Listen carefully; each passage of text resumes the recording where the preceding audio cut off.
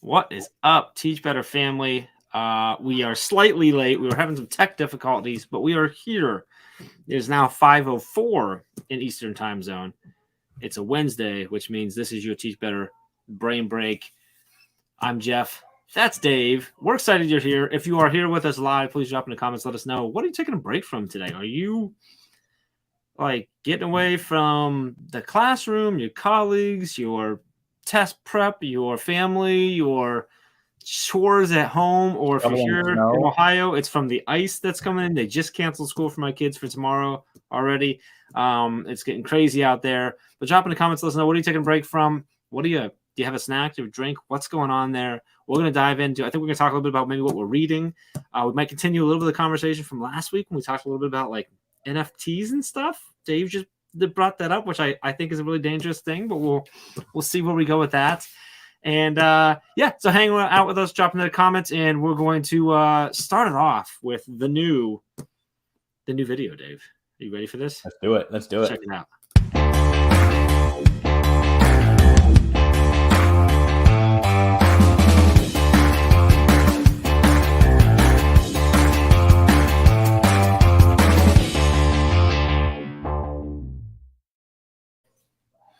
Welcome back to Brain Break, where we are still trying to figure out, is that a can of soda, an alcoholic beverage, or an energy drink? Maybe it's perhaps like a protein shake drink or something. Yeah, that's what it is. It's a can of water. It's a can of water. Yes, I like that. I love it. I haven't logged myself into our group, so I don't know who that is talking to it, but I appreciate you dropping in. I'm bringing up the group now so I can see names. And based on our experience with StreamYard earlier, I'm not clicking on anything. We're not clicking on anything. So we really did. We had some serious issue with StreamYard. We couldn't get you. You couldn't get in. Every time you came in, it just like you were there, and then as soon as I brought you on screen, it kicked you off. Here's what I think was happening. You sent me a TikTok earlier this week. And it was kind of comical. It was the "you're on mute, Dave." And then I come here and I'm sitting there. I was waiting for you, and you brought me to the stream. And then all of a sudden, my audio goes out, and there's no microphone. I was on mute. But then we got you in. Yeah. But I couldn't hear you, but I put you on my Mac speakers, and I could. So then I'm like, oh, maybe it's I have a headphone extender cable, and I'm like, well, maybe that's going bad. So I plugged directly in, still couldn't hear you. Then I couldn't hear you on my Mac. Then I couldn't hear you on my AirPod. It's just like, so then I left and came back. It seems it fixed. So you are now coming through my speakers. So if anybody's listening and you're getting any kind of echo from anything, let me know so I can do a better job muting myself. I think we're both terrified to like plug anything in. I don't think it's a good idea. I'm not going to do it, Dave. That is okay. Brianna dropping in on us there. So appreciate that she loves the video. Shout out to Ray Hewitt. She threw that together like randomly last week. Very quick. Not randomly, but like do anything randomly. No, we didn't. Yeah, she didn't. But we didn't know she was doing it. She's popped in last week. And was like, "Hey, play this video," and we loved it. There's another one in there too that we'll be able to play too. So Brianna says that can was all of the above. So it's water, alcohol, soda, and coffee all in one. Is that what she was trying to say? That's what it sounds like. So, and whoever's jumping on the Teach Better team page is chiming in from the team saying that we sound good. We're okay. So that's good. No echo. Okay. Okay. So back to reality or whatever. So we had a rough start, but we're here and it's excited. What is going on? But like, so they just canceled school. That's crazy. So I was on last night. I was teaching a class and had about 50 or so educators from, most of them were in Michigan. And okay. They were bragging that it was like 45 degrees, but that none of them had school today. They were saying it's 37 right now. It was warmer today than it has been forever. They were saying there's not a flake in the sky, but they're already canceling. And now it looks like it was a good call because they're getting pummeled. Yeah. So the trouble was it's supposed to drop drastically. We're supposed to get a lot of ice, and we're supposed to get like 7 to 12 inches tonight. Wow. But we're also it's supposed to be like super icy because of the warmer temperature today. So we were just out. Amy was just out actually with Jacqueline, like shoveling all the slush, and I threw salt like crazy everywhere because we're like, if we got to go outside at all, we're going to be, slipping all over the place. Luckily, Thursdays are Amy's day off, so she staying home anyway, and I work from home, so we have no reason to go anywhere tomorrow now. So that's good. Okay. My biggest worry usually when we have something coming in like that, especially with the ice stuff, because of it's a lot of like rainy, almost like rain and ice, if that makes sense. Is like Wi-Fi, and stuff like that. Just the the cables get messed up. I feel like you're kind of setting this up for no work getting done tomorrow. No, that's not. The internet might be having issues. StreamYard gave me issues today, people. And look, it hasn't even started the ice yet.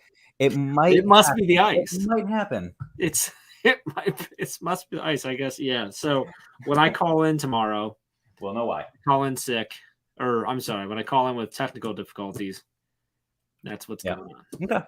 Can I try the same thing and see how that works here? Yeah. So, I mean, are you getting much ice down there, much snow, or is it fairly not? No. There's a cloud out there tonight or today. So I don't know. It might. I feel like I'm Stanley Yelnats in holes. Like I see a cloud. Maybe it's going to like, I see a cloud, and it looks like a cloud that if I were in Michigan, it might have snow. Or no, the clouds don't even look the same there. The clouds are nicer down there. Like they're different type. Obviously, they're a different type of cloud, but I just What's the temperature down right now? What is 60s? 60. Yeah. That's not bad. But yet you're rocking a long sleeve T-shirt. It's chilly with a big old diamond on it. Well, it stands out. It does. Yeah. You should be out walking the boardwalk with that thing, like getting people's attention. Do you have a boardwalk there down somewhere? I mean, not out front. Out front, it's a sidewalk, and I'm surrounded by like a national forest. But there's a boardwalk that I could probably get to. Gotcha. So what's going on in Dave Schmidt's world today? We were in a couple meetings. We were together on Zoom for like 3 hours today or something. 2 hours. I'm sorry about your luck, man. I know it was rough. And today, I feel like I'm stuck in Groundhog Day today. I feel like it's been the same thing over and over and over again. I started off. Well, no, in general. So like this morning, I started off on Daily Drop-In. Yeah, that's right. And, I felt like I was following a script very similar to this, and I was even laughing that you actually even called it Brain Break. I did. Yeah.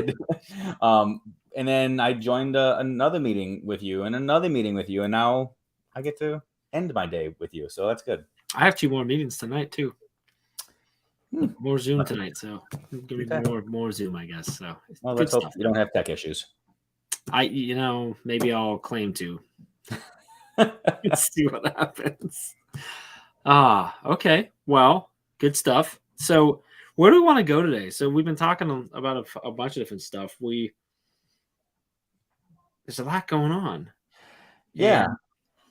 So first of all, Groundhog Day. Can we just talk about that? Let's talk about that. That was one of the things we touched on. Yeah. So this whole National Hedgehog Day. Just saying, but go ahead. Oh, come on. That's just they were feeling bad because the hedgehogs were left out. It's all about the groundhog today. So this is a holiday that I've never understood for a lot of reasons. Primarily, tell me if this is truly what Phil sees in Punxsutawney Phil. If he sees his shadow or he doesn't see his shadow, determines whether or not spring starts in 6 weeks or if winter lasts for 6 weeks. Like, is that what it is? My daughter, who's 7 and whatever grade she is, 2nd grade, told me yesterday. She said tomorrow is Groundhog Day. I go, I kind of like, and she goes, it's just to me like one of those like, really, Dad, you didn't know it was Groundhog Day tomorrow? I'm like, no, I didn't have school to tell me that today. But she told me that it didn't used to be Groundhog Day. It was a day they went out and they looked at the way the sun was shining and the shadows and whatever else, and that's what told them what was coming. So it used to be how they used to try to predict it. And then I don't know. She didn't explain to me. She didn't know as much as she thought she did. She didn't.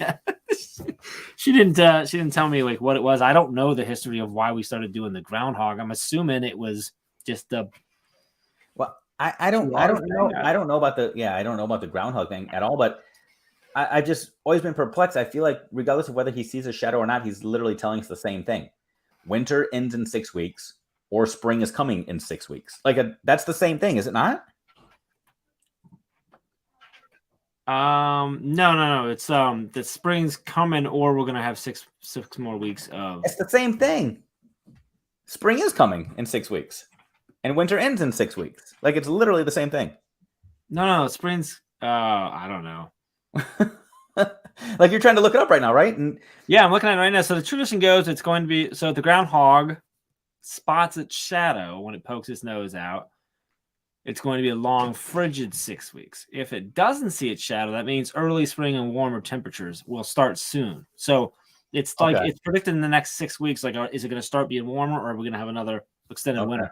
And it's funny, the article that I have, I think it's a Wall Street Journal. It's the first thing that popped up, was like the way they set it up was it's a naturally shy creature. So like 9 out of 10 times it's going to go back in, because most of the time we're going to have like this started in Pennsylvania. So like most of the time PA is going to have a frigid, a rough 6 weeks.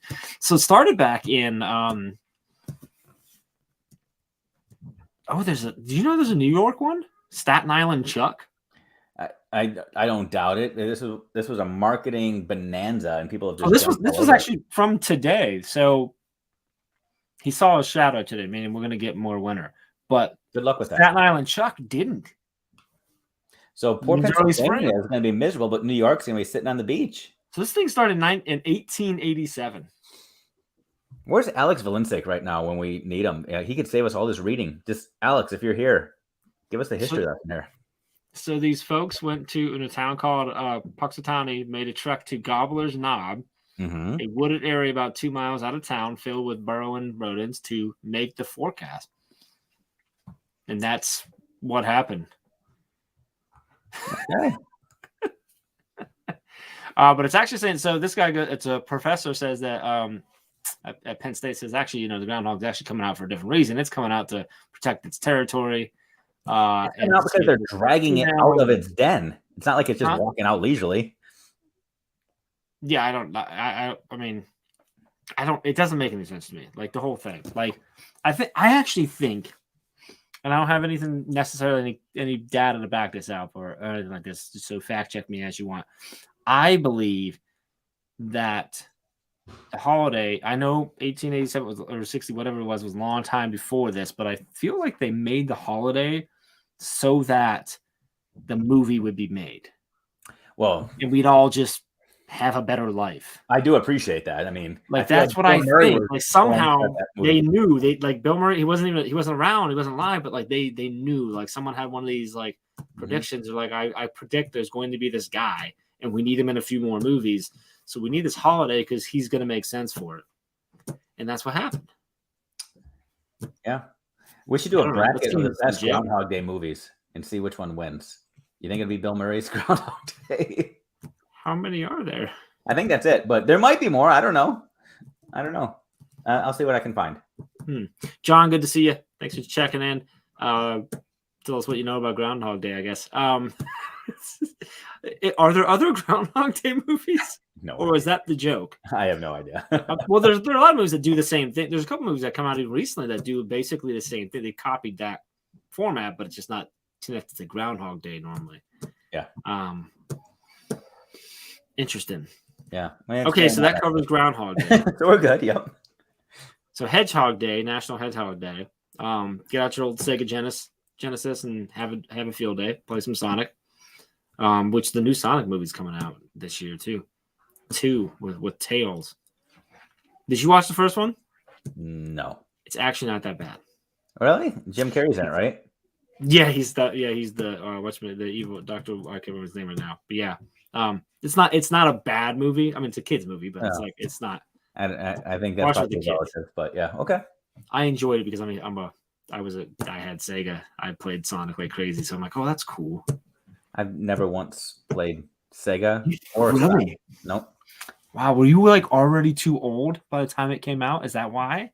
Yes, Jeffrey Gargas. Guy who's 4 years old. Yeah, I had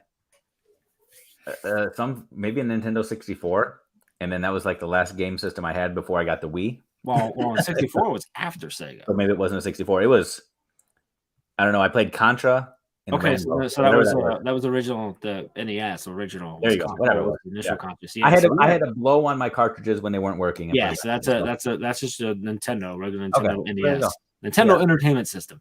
We had NES, then we got Super NES, then I got Sega, and the Sega Genesis also got the Sega. It was their mobile one. It was like it looked like a Switch, but it was a Sega something cast, and even that was like early 90s, and then ended up getting a Dreamcast. So I got a Sega Dreamcast, which is like their it was like their answers to like the Xbox and PlayStation, and which obviously didn't win. Xbox and PlayStation won, but like I got a Sega Dreamcast because my good friend his girlfriend got it for him, and then she dumped him, and he didn't want it. So he gives me his brand new game system with like 12 games. He's just like, I just don't want them. You enjoy it. Then I got 64. Then we got PlayStation stuff. I loved gaming. I've gamed a lot. So is that because you're just so rich, or just because you have a lot of time? I'm pretty sure I was trying to escape things. I just don't necessarily know what. Okay. I played a lot because I did a lot of we used to do LAN parties. So before you play online, you'd get a bunch of buddies together and we did it. It was a townhouse that one of my buddies had, and you bring in 2 or 3 TVs in different rooms, but you have to literally connect everything via cables, and then you could play online with each other. And we would just do that for the entire weekend with a whole lot of pizza and beer and yelling, and it was crazy. We used to do Halo LAN parties. See, Bree appreciates the play. Yeah. Okay. So you weren't a video game guy, so we're not going to talk about that. No. But can I ask you a random question? Because I just got distracted by this. I'm going to ask you if you do the same thing. So I apologize in advance. Total rabbit trail. And I know we're supposed to be like We're supposed to be what, Dave? Or, I don't know. What are we supposed to be doing? We're supposed to get to the what you're thinking, what you're reading, but whatever. Because if Ray's watching, let her know we're going to be back on script. So I sit here with my phone next to me on this little charger, and every once in a while I get notifications. Most of the time I just reject them, but I just got one that popped up, and it said, your stats are booming.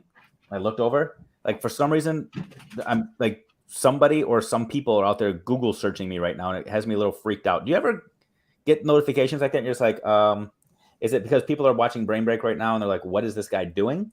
Or randomly. So you're getting like a Google notification that someone's Googling your name, Dave Schmitto. Yeah. That's interesting. Yeah. No, I don't think anybody ever Googles my name. Yeah. I don't. They either know or they don't want to know. And so right now I'm seeing a bunch of cars out front taking pictures of my house too. I'm wondering. What's going on? What did you do earlier? You were on Daily Dropping earlier, so maybe that's just true. Really took off. That's true. Okay. Just random. Sorry, I'm just got a little distracted. I was like, what in the world is going on in the world? No, that's interesting. I don't know. Did you know there's actually a Dave Schmitto who performs on Broadway? Maybe Broadway will come back up again. Yeah. Maybe. Well, okay, so that makes sense. Potentially, maybe he's got something going on. Yeah. Okay. Where up, like in New York, Broadway, like Broadway? Yeah. So it's funny that I know these things because I used to get people that would contact me thinking I was him. Okay. Apparently he used to do shows in like Branson, Missouri, and then he moved over to St. Louis and then Nashville. He's just kind of done like the trek east, and now he's in New York doing stuff on Broadway. So no kidding. Yeah. You should go see him someday. It'd be fun. There can't be that many Dave Schmittos out there. There's more than there needs to be. That's for sure. That's probably accurate. So all right, Dave. So what you thinking? I'm thinking about a lot of random things right now. Obviously about yourself and your name. That's clearly on your mind right now. So what I've been thinking about lately is based off of the book that I'm reading. So last week I talked a little bit about the book Will. I'm sorry, this is what you're thinking, not what you're reading. Well, it's the same thing. I'm thinking about what I'm reading. So I talked a little bit about the Will Smith book and how. Yeah. Have you started that, by the way? I have not. No. Okay. I have 3 others I got to get through first. No, you're fine. Just watch some Fresh Prince, get yourself all primed up, and you'll be good to go. Right now, though, I'm reading. I'm going to grab it right now. It's like show and tell. Brene Brown, Atlas of the Heart. You do the same thing I do. Your business card in there as your right. You like your bookmark, isn't it? Yeah. So I actually, and I have an arrow on so I know if I'm at the bottom of the page, the top of the page, which I'm looking. Oh, interesting. I'm that weird. Yeah. That is weird. But this is so good.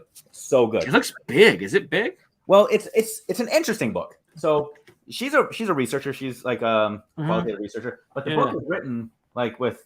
Oh, I like that.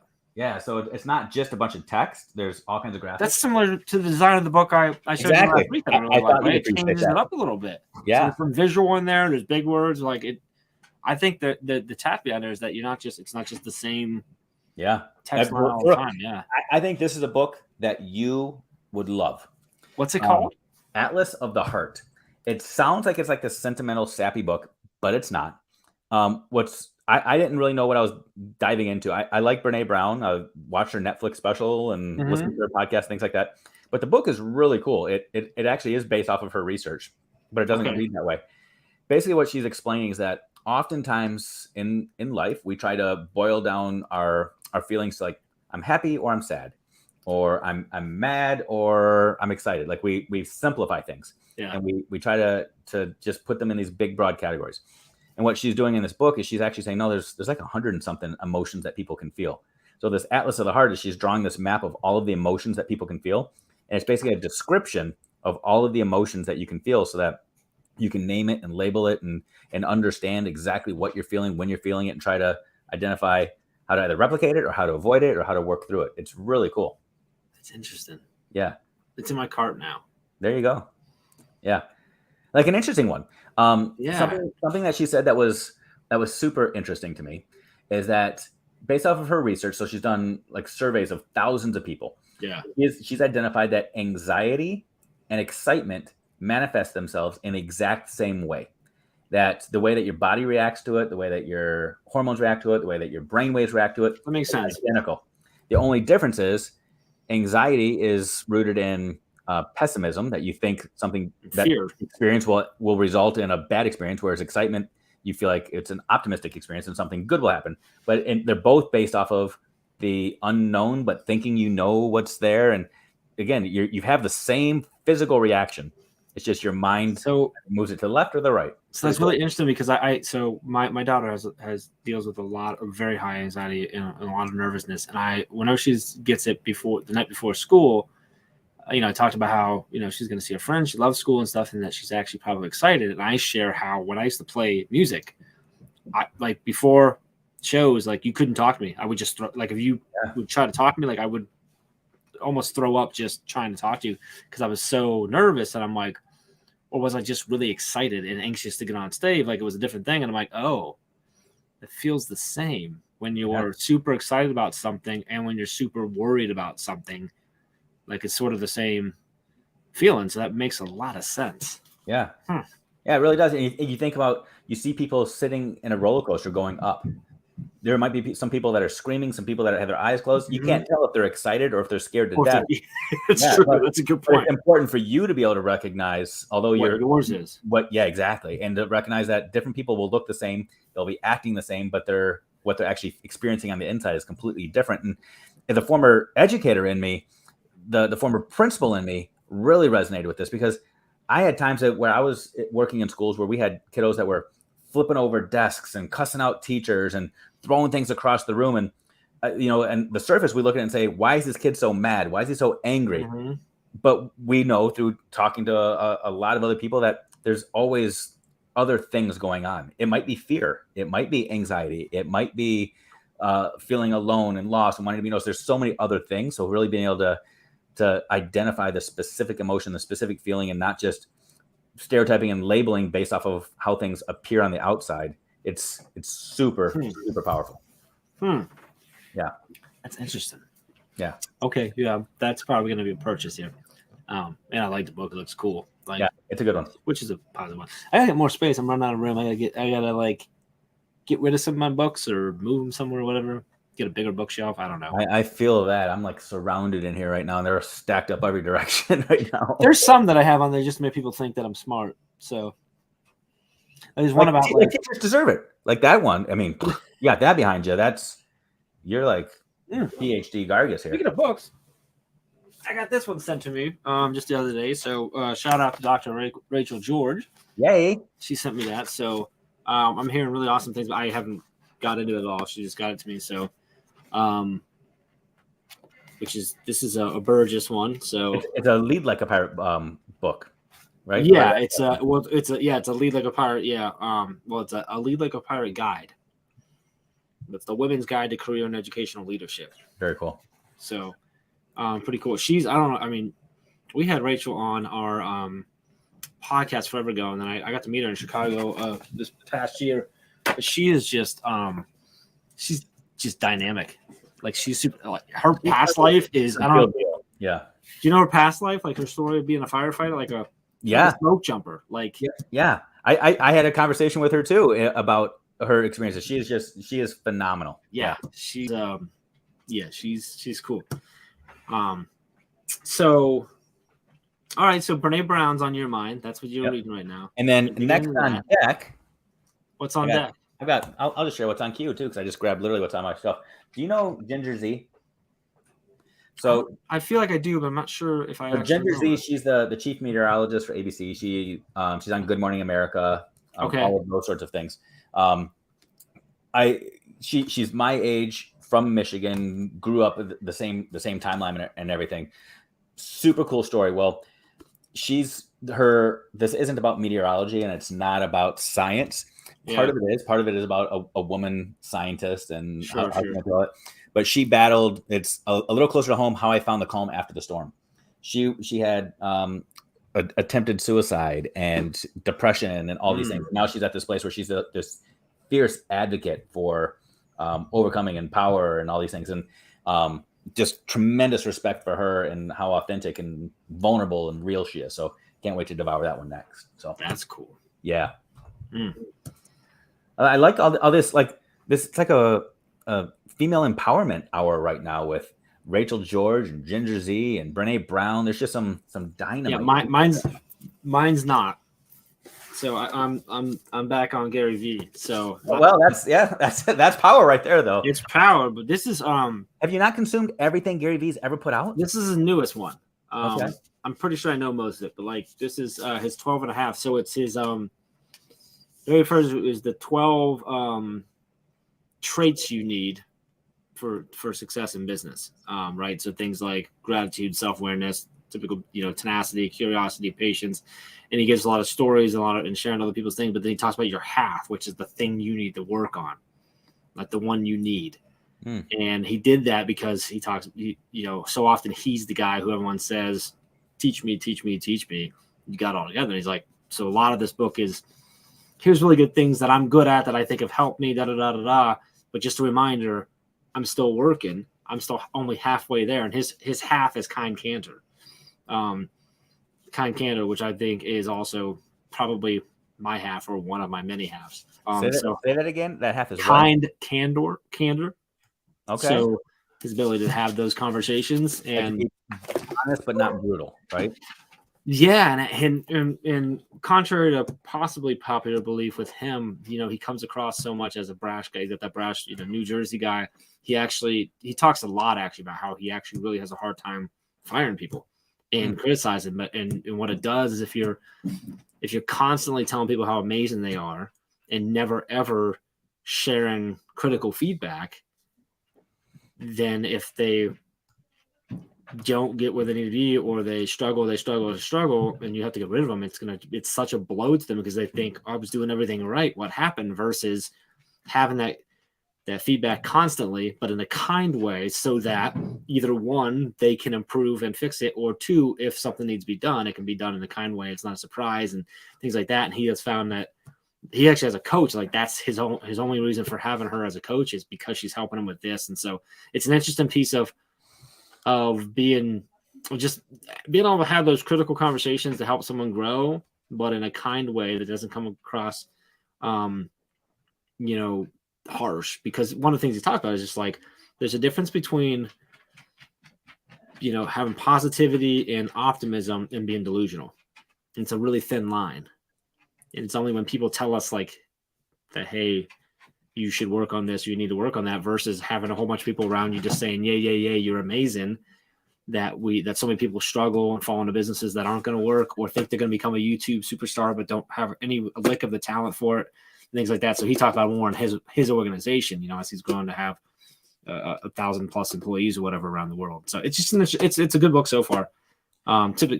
Very typical Gary Vee in the sense, in a lot of the way that he tells the stories and shares, but he's pulling from other. But what I like about it is he hits a lot on, here's the things I do well, but it's a bunch of little like, hey, just a reminder, that doesn't mean I'm awesome. Like I'm still working on this, and it's a huge thing. He is awesome. He is awesome. So it's cool. It's just a good thing. Yeah. And I think Ray's saying like in the classroom, same thing, right? You got to be able to, can't just tell a student they're amazing all the time.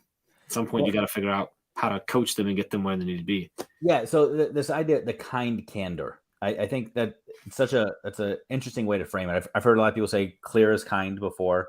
You've got to be direct, but on the other end of the extreme, I've heard people say that's just, when they come across harsh and there's that brutal honesty. I do not believe that honesty always has to be brutal. I believe that honesty needs to exist, but it doesn't always have to be brutal honesty. But I have some people in my life who believe that brutal honesty is the approach, and they will couch it in, that's just who I am. It's just what I believe. That's just how I talk to people. Mm-hmm. And I feel like that is a cop out for showing empathy and compassion. I think that the clear candor is, I love that saying. Like clear is kind. Clear is so hard to do, isn't it? Or does it just come natural to you? For me? Yeah. No, it's extremely difficult for me. I actually think this is I think it's one of the many reasons why I connect with Gary Vee so much, and so his content connects with me, is because that's an area that I think I have a huge struggle in. Because I think I have a hard time being kind, I have a hard time with the candor. Okay. I think I'm sometimes, I don't want to say that I'm too kind. I want to say that I'm not kind because I don't want people to be happy. Because I want people to be happy, and I always strive to pick people up, build people up, let them see what I see in them. And I think sometimes I either miss the opportunity, or whatever, let it go on long before I redirect or coach or correct or let them know, or recognize that maybe I'm filling them with delusion, for lack of a better word. And then if it comes to, sometimes there's been situations where I feel like, oh, it's been too long. I'm stuck now. How do I fix this? Mm-hmm. And then from there, then it's like, okay, the only way we can actually fix this is through harsh. Yeah. Like the candor with now the kind, which so that becomes in like having that candor is actually part of the kindness, which is where the clearest kind comes from, in my opinion, like how that connects. So I wonder, lots of things I'm going to be reflecting on now for this conversation, but I think that there are some people that they do default to just being kind, to being that uplifting, that cheerleader, that they're the eternal optimist. There are also those people that are that feel like it's their job to constantly find the flaws and the faults, and to constantly, not necessarily intentionally knock down, but they couch it in their own mind of trying to make people better by constantly identifying everything they're doing wrong. Mm-hmm. So I'm wondering if there's a place within schools, systems, families, even, for those two worlds to coexist. Let's say that you and I were side by side, and I'm the fault finder, the negative Nelly. I'm the one that's pointing out everybody's flaws, but you're the kind guy that's boosting everybody up. Do we need to meet in the middle, and both of us need to be that clearest kind person, or is it okay for us to be two different heads, so people are going to get the direct message, but they're also going to be uplifted? So I think that I think it's the second piece, but as long as those two people know, okay, and there's a plan, and they understand what that means. So I'm actually that it's crazy because I do this a lot, and I know you know this, and you probably figured out more how often I connect this to like past lives. So I'm thinking about one of my best friends in the world and a mentor of mine who was he was the GM when I was assistant manager at Arby's, and he is I'm going to find every single flaw, and I'm going to tell you, and there is no sugar. Like it's coming exactly how I thought it. And I was the kind.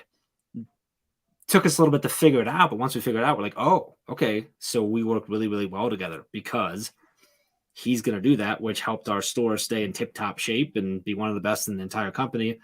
But also we had to make sure none of them left.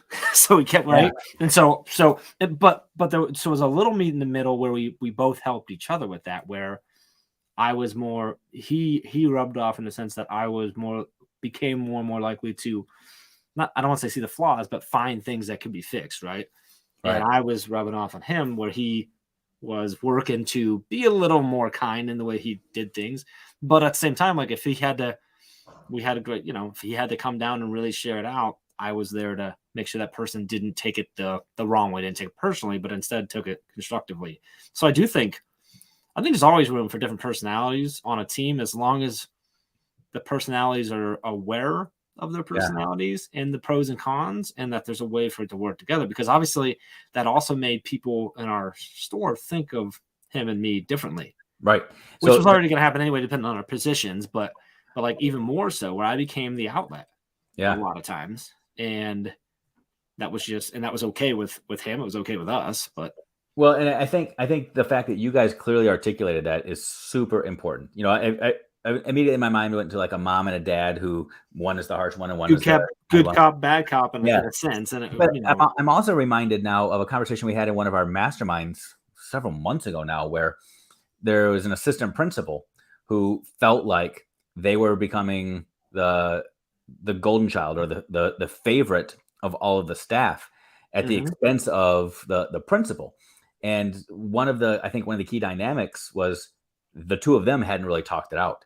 It was actually creating some sort of conflict between them, because one was the good cop and all of the teachers were coming to them for ideas and support. The students were coming to them. They were becoming the favorite. Yeah. And I feel like at times there can be that draw to be like, I want to continue that. I want to continue to be the favored one. I want to be the one that people come to. And then inadvertently, you continue to knock down that other person to continue to vilify them or to feed into those feelings and those fears. So yeah, I think that conversation that you I think that's the key, right? Because I also think it's the conversation that allows those two different people with two different styles to help each other grow in the opposite directions, right? But also, like, a big piece of that, that particular chemistry that he and I had was that I made sure, like, in my conversations with the team, that it was never throwing him under the bus. It was listening to them, helping them get through it, and doing my best to explain why something might happen, right? So a very common one was like, yeah, he came down on you because his bosses just destroyed him in the meeting yesterday. So, like, cut him some slack. I'll talk to him, right? Like, those types of things. And which then offered an opportunity for he and I to talk about, hey, what's going on? Where, so-and-so, felt this way and stuff. So here's how I handled it. Because then he went, oh, okay. So maybe next time I should do this. And we talk. Doesn't mean it always happen that way. But so I think the conversation is the key, because otherwise, you just become the complaint department that always says, well, you're right, customer. Yeah. He's wrong, right? And then, or she's wrong, right? And then that person is going to get consistently vilified. So you can be the eater. You can be the one they come to without throwing your other teammates, your partner under the bus. Yeah. Someone says we have this on the team and Dave's the good cop. I'm trying to figure out who the bad cop is. I'm pretty sure it's Ray. Because I know it's her on there. That's funny. No, I think that is one of the things that is so cool, especially with you, Ray, and Chad. I think all of you have that balance where you can give some direct feedback, but at the end of the day, the direct feedback is always about the best interests, not of any individual, but about the mission, the goal, the purpose, all of those things. And apparently I'm not being very clear either. I'm trying to just be kind and boost you up, Jeff, as opposed to just being direct. Maybe I should be. Jeff, you're the bad cop. Sorry. There we go. I'm a bad cop. When do I give anyone direction? I say yes to everything. Yeah, you actually do. I want someone to find 3 things that in the last 6 years that I have said no to Ray for. Doesn't happen. That's true. And see, that's the problem. Is I'm filling her with this delusion that she's awesome at her job, and I need to be more. I have to have some kind candor to go in there and explain to her that she's really not doing a good job, and that I need her to be better. And that's why I'm working. That's not true. Saying that Ray is not doing well. That's the problem. That's not true. I think you are being clear and kind that she is doing an amazing job. So I'm going to need the rest of the team to tell me, am I the bad cop? Because then I'm going to have to change some stuff. Or if I'm going to be bad cop, maybe I'm just going to lean into that and be the bad cop. I don't think there is one. I hope there isn't. I hope there isn't a bad cop, amongst us. I hope it's, but I also hope that we can give. So I'll tell you right now. I actually think, so when I think about like kind candor, I actually think, I know I was joking earlier, but like full jokes aside, Ray's actually really good at that. At candor in general and kind candor in the way that she approaches it. She's very good at that. I don't feel that I am. I think I'm good at it when I do it. I think I wait too long a lot of times. So, well, I think so. Since we know Ray's in the comments, let's just talk about her real quick and act like she's not here. I think one of the things that she does best is that even if she strongly disagrees, she shares her opinion. She outlines her disagreement. As soon as the decision is made, moving on. We're all good again. Being able to separate out a situation in a disagreement from a person, I think it's a that not too many people have. I actually feel that's one of my strengths, is that it's very rare that, like, if you like, then you can ask people. Like, I think it actually upsets people sometimes. I'll fight really hard about something, and if you say something that proves your side better than mine, I'm like, all right, you're right. Let's go that. And I feel like sometimes like the other person's like, no, I'm not done arguing yet. And I'm like, no, you already won. Like, let's move on. Like, it's all good. Like, I don't have to be right. I never think I'm right. Like, it's always let's go. So it's finding that thing. But that's where I'm at. I enjoy this. So it's finding your half. What is the thing you're trying to work on? And that's for me. I actually think it's the same, which is one of the reasons why. I mean, I would have bought the book anyway to support Gary because I'm a fan. But like, he needs help. Yeah, he needs support. Yeah, he needs a lot of help selling the books. Yeah, he only made like 50 million or whatever, 90 million or whatever it is on his NFT project. So he needs some help. That's crazy. Yeah. All right, let me ask you. It is maybe an impossible question. You go to a conference. Pat Flynn's in one corner, Gary Vee's in the other. You've got 5 minutes left. It's a 4-minute walk. Which one are you going to go see and shake hands with? So this is probably not a fair answer, but I'm going to go to Gary because I get to talk to Pat because I'm not like I don't talk to Pat every day, but like if I reached out to Pat, we would be able to set up a time to meet because I'm in a community with him. I run a mastermind for him, and he's just has the ability to do that. He's really awesome about that. Pat is. He's amazing with that. Not saying that Gary isn't. I don't know, but Gary's a little more sought after too. He's quite a bit bigger thing, and I've never had the opportunity to even be in that situation. I've got to spend some time with Pat on multiple occasions, one-on-one and on and in a group set and stuff like that. And just to be fair, so everyone is very well aware Pat Flynn is as cool in person as he is on his YouTube channel, and he is so nice it's not even funny, and he's brilliant. The dude is absolutely brilliant. I picture Pat Flynn walking around dressed like a Harlem Globetrotter with a headband on. Is that not inaccurate? I don't know why I have that image in my head. Say that again? Like he's dressed like a Harlem Globetrotter, like tank tops and basketball shorts and a headband. I just feel like that's how he would be, just living his life. Nah, man, he's always in a shirt with something cool on it, and he's probably doing something either with Pokemon cards or Back to the Future. The dude is a huge Back to the Future fan, like so. He's that comic book like nerd type stuff. Harlem Globetrotter. I'm not sure that I see that, but I don't know why that's the image I have in my head of him, but I just do. I don't know. Yeah, I'm pretty sure he's almost always just in like a t-shirt. It's just this, he's that style. Like, I dig that. I dig that. He's a good guy, dude. He's a legit. When you meet people like that, you're like, you never know, but he's a legit, just a good guy. That's awesome. He's a good guy. It's cool when somebody can stay humble, even when they're the people that don't need to be there, that don't need to stay humble when they can. Oh yeah, like that. Okay. Yeah, like yeah. It was funny when I had him come in. He spent some time with Matt, my mastermind group that I do in his group, which was funny because the person who runs all of the masterminds that organizes it, when she saw that, she goes, "Is Pat coming to your mastermind?" I said, "Yeah." She goes, "Whoa, how'd you do that?" I'm like, "I emailed him." She goes, "Oh, like she works for him, like she works with him, like talks to him every day." And she's like, "Oh, he doesn't do that with other masterminds." I'm like, "Oh, well, maybe they need to ask." So I didn't open that can up for him, but anyway, so good stuff. Yeah, so I would go to Gary because I don't know when I'm gonna have an opportunity to meet him, and stuff. So we'll see. Would that be like the person that you would fanboy out over the most? Like the person that if you could meet somebody right now, would it be? Yeah, I mean, I don't feel like, or I wouldn't fanboy out like in an embarrassing way or whatever. I'd be excited. I'd be super excited. Yeah, I mean, I would be excited to meet with him. He's definitely one. Like we had Pat. I had Pat on the podcast, right? He let me do a solo interview with Pat on the podcast. It was a great one. I was nervous for that. If it was Gary, I would have been like throwing up. You'd had to be ready on the drop button, is what you had to. Yeah, well, we would have put the explicit on that. Yeah. But no, I don't know that I that I would.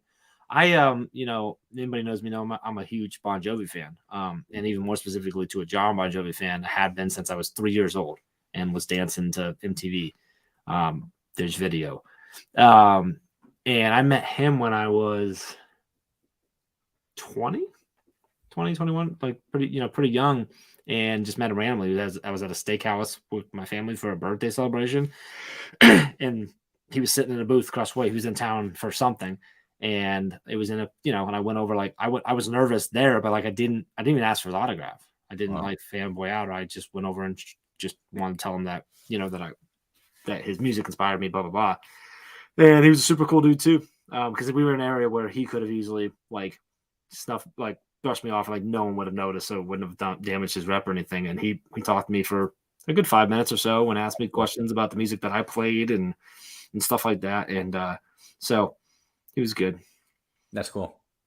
What drives you nuts about me? It was when you give in to arguments. Oh, He's debating with you, and you're like, "Yeah, you're right." Sometimes we just want to fight with you, Jeff. I know. We just want to fight. We want the knockout punch. We don't want you to throw in the towel. I don't want you to fix this. I just want to feel angry. Yeah, but like that. But on that point though, like I've never understood that because I'm like, yeah, but if you make a good point, that means that my thought was wrong. Like, what good is it for our business if I fight you on it? Like, but sometimes the argument isn't about you caving in. It's about showing how right we are. And if we don't have that opportunity to show all the ways that we're right because you cave in on the first argument, then all the thoughts that I've had to speak. So it's not about the betterment of the company or the community. It's about your ego. Oh, absolutely. Okay, as long as we're on the same page. Well, those are one and the same, though. I mean, but yeah, it's 100%. I guess for me, like, oh yeah, she's saying like I changed so quick, but yeah, like for me, because I'm like I won't say never because that's not true. I very rarely enter a conversation, a strategy session, a brainstorming, an argument, anything, thinking that I have the right answer. I have an answer in mind. I have an idea. I might be really passionate about it, but like I don't know. I've just never been someone who like I just win nothing in my life. I never assumed that. I always assume that I'm probably like either not right or partly right or don't have all the facts. That's why like when I see like, so I was thinking about this. I had a conversation the other day. This is weird. This sort of ties in this about, and I've shared this before multiple times on live, like about, with misinformation and in your internal bias and stuff like that. Like when I see a headline of something that I agree with right away, I spend I always say 30 minutes. I spend some time to see if I can prove it wrong. I'm like, oh, as I thought about it, I'm like, I've been doing that long before it was like a thing that you should do with social media. I always did that because I was always like, there's a good chance I'm not super duper smart right now. And so I feel like people have been doing that to every word I say for 44 years now as well. So it's kind of the same thing, right? I get it. Interesting. Yeah. Mm-hmm. Oh, we're 47 minutes in. Wow. We only said NFC twice, just so you know. Okay, so truth be told, I do have a question for you about that. So speaking of things that you don't know about, that you know more about than anybody watching and myself, I would say. So you can make this up and we'll just go with it. So I know NFT and like Bitcoin and a lot of the digital currencies, they're not all the same thing, but a lot of us group crypto all together. NFTs and crypto are completely different things. Yeah, but we tend to put them all in the same bucket. We tend to look at it as this isn't something we understand. I know there's monetary value attached to these things. You are not an investment advisor, so I know you don't necessarily endorse advice and give suggestions for what people should go invest in. But my 16-year-old son thinks he is. And my 16-year-old son, back before Christmas, was begging me, Dad, I need you to buy some Bitcoin. And I've seen what has happened to Bitcoin over the last month and a half, where it's like it's tanked. It's half the value that it once was. Yeah. I'm wondering your thoughts. Are these just passing fads that everybody's jumping on board that eventually they're all gonna abandon and give up hope on, or are these things here to last and here to endure, and we all need to figure this stuff out? Yes. Okay. So passing fads, but they're also gonna be.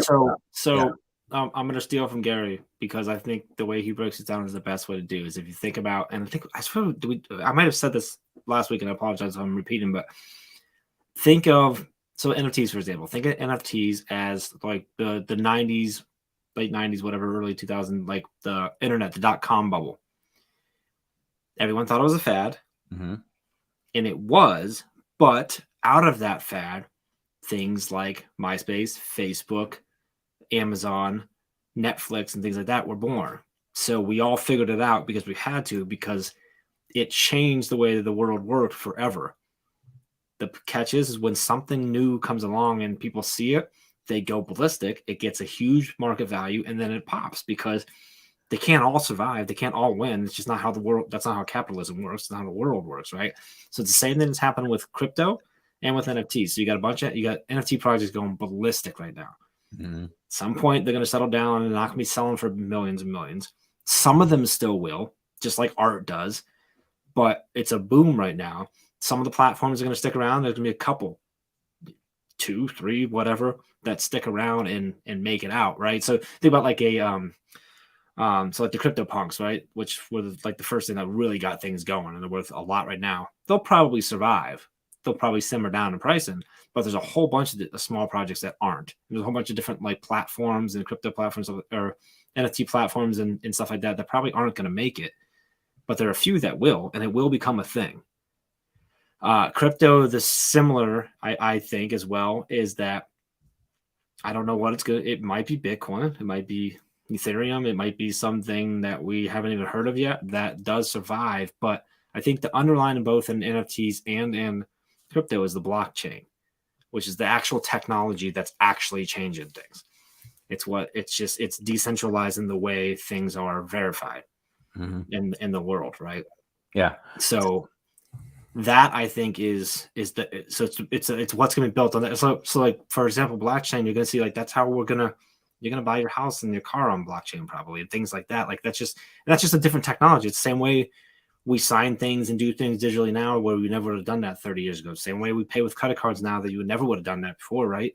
So same way, the idea of selling your house or your car on your own or online versus via a bank or a dealer, it's just changing. The catch is right now, like both crypto and like NFTs and stuff, the way in which you can invest in them, like when a couple people do it, then other people do it, and it snowballs. Like it's just the way it is, right? So I think yes, it's a fad fad's not the right word because it's not. It's just it's going to settle down. It's going to settle down, plateau off, and probably come down and become the norm versus this crazy new thing. It might take 5 years, 10 years to do it. I don't know. Yeah, so, but like for me though is like be very aware, like over the next 5-10 years, like a lot of the things that we do and the way in which we do a lot of things is going to change because of this technology. Yeah. Just like everything changed when the internet came, which like that's what Gary's favorite thing is, like in the late 90s when he talked about selling wine online, like everyone said, and you can go find articles galore that the internet was a fad. Yeah. And social media was a fad. And Facebook was stupid. And I would never have a Facebook page. I said that.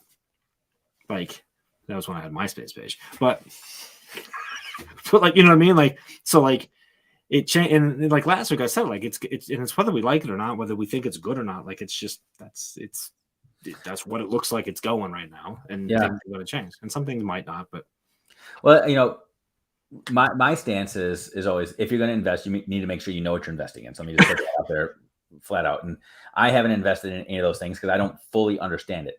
Mm-hmm. However, I do think I want to continue to learn more because I can see it evolving to the point where you're not just investing in it, you're actually utilizing them. You're using them for transactions. So similar, I don't necessarily know how PayPal and Venmo get money out of my bank account and transfer it magically into yours if I send you money. Like I don't know how that happens. A dollar bill is more than just a piece of cotton nowadays. It's this digital thing. It's a digital transaction that takes place through space, time, and who knows where. But it always has been. And I use it. I do it digitally now instead of on a actual ledger.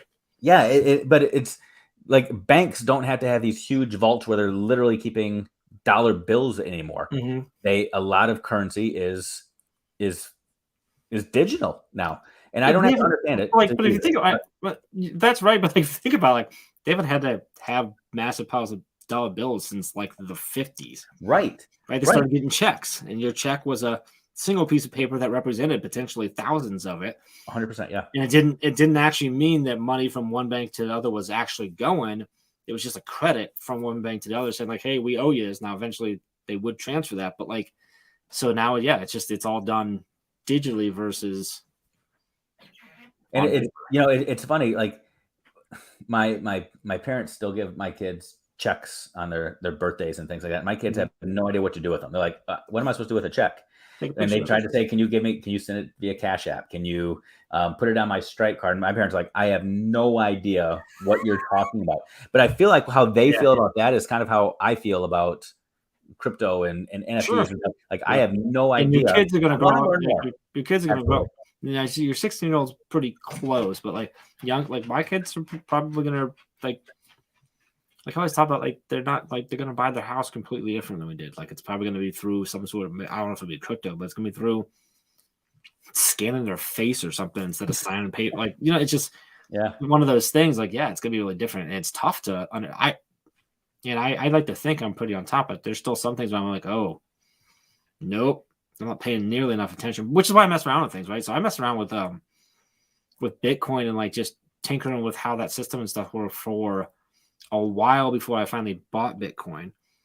And I bought it during one of its biggest peaks, several years ago when it skyrocketed. And I actually was able to flip and made several $100 off. And I was like, oh, that was fun. And then I got out right before it crashed. With NFTs, I've been watching, reading, listening to podcasts and stuff for more than 2 years now around NFTs, like in this concept of it and like DAOs and stuff like that, like just thinking through. And I've only dabbled a little bit as far as investing. Like I don't think I've spent $100 on NFTs at this point. Like just like find little ones that I don't care about just to go through the process and to think through it and stuff. And it's super interesting to me. I don't know, I know I've shared with you how I didn't pull the trigger on Gary V's, and if I did it, I probably would have quit Teach Better. You'd be retired, yeah. But like, you know what I mean? Like, and that's fine. I can go, oh, I missed it, whatever. But like, I wasn't ready. Like, I didn't understand it enough at that time. I just was, but by following that, I was like, oh, okay. So then I see what I missed and I pay attention to it, and now I'm understanding it more and more. But there's still a lot I don't get. But which can be interesting. So I actually got, I know we almost out of time, but I got just a little bit earlier this afternoon, I got invited to come out to a conference, the Creator Economy Expo, out in Phoenix. And one of the tracks is actually like Web3 and a lot of stuff around NFTs and crypto and all that. And I'm like, oh, that's going to be exciting because there's going to be some brilliant minds that get to go dig into and shake some hands and get to know and stuff, because it's super interesting to me. But that's cool. Yeah, we'll see where it goes, man. You're gonna have a fun spring and summer, Jeff. It's shape up nicely for you. Yeah, well, so the crazy part is this one is like the week after I go to California. Okay. So I'm going to go to California for 4 days, come home for 2 days, and then go to Phoenix for 4 days. And I'm like, thank God my wife's awesome. But it's super fun. This is cool stuff. I really enjoy listening to talking about. It's fun, but like, I'm like, I only know so much. And then I'm like, I don't know. So it'll be interesting to see where it goes. It's Tim Stevenson on our who's on our podcast, Beyond Science, or Science 360 podcast. He just had an interview. I think it's his most recent episode with his student who does know all this stuff. Is doing a lot of stuff with it, and kind of breaks it down really, really well. So that's a great listen. If you don't know that, if you don't know the podcast, it's a fun science podcast all the time, but a really interesting conversation there too. So if this is interesting in any way, shape, or form, I'd suggest go listening to it. So, but very cool. Yeah, cool. Well, we are about the time we got. So we'll be back next. Are you with us next week, or are you on the road? You're not on the road yet. I am. We get 3 weeks in a row. Yeah, I'm here. What is going on? Yeah. Oh, okay. All right. I think I say that. Yeah, I think I am here on Wednesdays for the next 3 weeks until the 23rd. All right, so we at least got next week. We're good. All right, so that's cool. So that's gonna be exciting. I'm gonna have to read more books, so I have things to talk about. I have to actually read these. Next week we bring a game to the table, and we have. I think next week we're gonna do games. I know Brienne. If you don't know Brienne Fennel, the Play Yay author, has been sharing a bunch of ideas for us to have some fun. So next week we're going to get into game time. And we have a new awesome transition video for game time, I think. So it's going to be a good time. So join us next week there. Things going on really quick. Tomorrow, Brain Break. Tomorrow, daily drop. I know you guys. Daily drop-in, 7 a.m. Eastern time. Make sure you drop in and join that same day, same time on Friday. That's Monday through Friday on all those places that you're watching right now. I'll be back next week. What else is going on? Registration, conference. Registration is open still $100 off. You got that ends this month. Early bird registration ends this month. So you want to get in on that. And proposals open on the 1st of March. So that's exciting. New course coming out in 2 weeks. So we got a little bit of time for that still, but that's going to be a good one. I think that's it. Sounds about right. Yeah. So make sure you get, we also check out, if you're not watching social media, we did just release the names of the first 2 speakers we're releasing. So that's out. If you haven't seen the silhouette photo, go find it and then DM Ray with your guesses on who the silhouettes are, because that's been fun. You can share with me too, but definitely hit Ray because she's getting all of them and it's been a good time. So anyway, appreciate y'all. And we will be back here next week. Dave, any last words, my friend? Just stay warm, stay dry, enjoy that snow day tomorrow, buddy. That's it. Wise words, my friend. Appreciate it, guys.